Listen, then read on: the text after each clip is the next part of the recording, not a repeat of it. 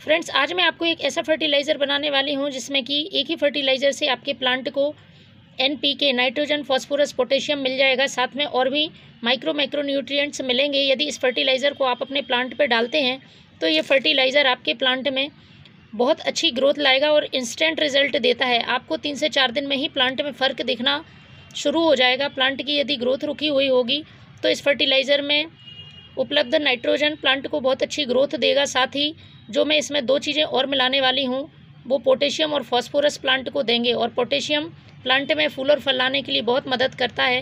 Plant में बहुत अच्छे आकार में फूल आते हैं और उनकी मात्रा भी ज़्यादा होती है। इसके साथ ही जो फॉस्फोरस है वो भी प्लांट की जड़ों को मजबूती देगा और प्लांट की ग्रोथ अच्छी होगी और उसमें ब्रांचेस की संख्या ज़्यादा होगी, जिससे फ्लोरिंग भी ज़्यादा होगी। तो चलिए शुरू करते हैं। ये फर्टिलाइज़र आप मेरे हाथ में देख ही रहे होंगे कि ये यूज्ड टी लीफ, जो हम चाय बनाते हैं उसकी जो चाय पत्ती बचती है उसको धोने और सुखाने के बाद जो चीज़ बचती है उसको हम यूज्ड टी लीफ बोलते हैं। तो इस तरह से आप इसको स्टोर करके रख सकते हैं और ये हम यूँ ही फेंक देते हैं। तो हमारे प्लांट के लिए बहुत काम की है और इसमें बहुत अच्छी मात्रा में नाइट्रोजन पाया जाता है।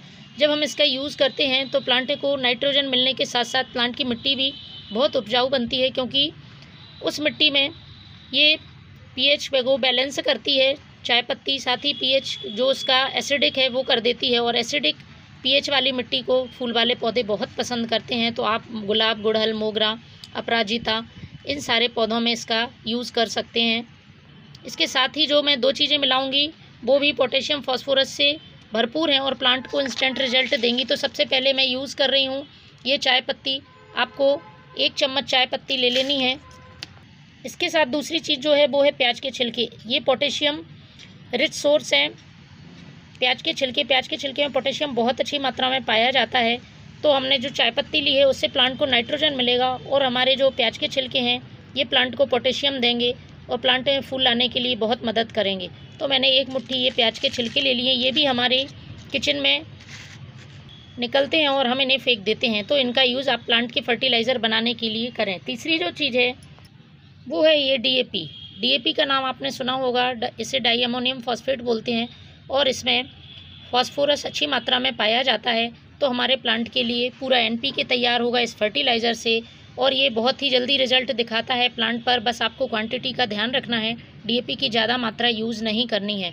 तो मैं आपको जितनी मात्रा बता रही हूँ आपको उसी मात्रा से ये फर्टिलाइज़र बनाना है। तो मैंने 10 से 12 दाने ये डीएपी के डाल दिए हैं। ये प्लांट में बहुत अच्छी ग्रोथ देता है और जड़ों को बहुत मजबूत बनाता है और फूल लाने के लिए बहुत ही उपयोगी है।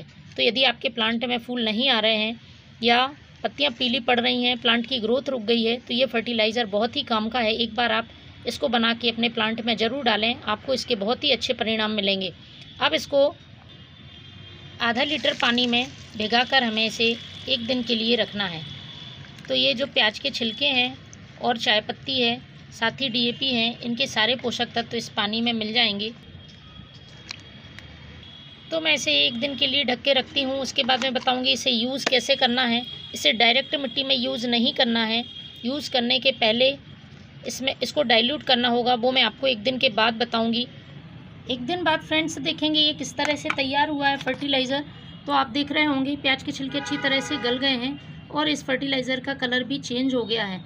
तो इसको अब हमें डाइल्यूट करना है। पहले हम इसको छानेंगे कि तो फ्रेंड्स ये छान लिया है। ये फर्टिलाइज़र का जितना हिस्सा है उसके 3 हिस्से हम पानी मिलाएंगे, सादा पानी। तो फ्रेंड्स ये प्लांट में डालने के लिए बिल्कुल तैयार है फर्टिलाइज़र और इसको आप किसी भी प्लांट की सॉइल में पॉट की साइज़ के हिसाब से डाल सकते हैं और मंथ में 1 बार इस फर्टिलाइज़र का आप ज़रूर यूज़ करें।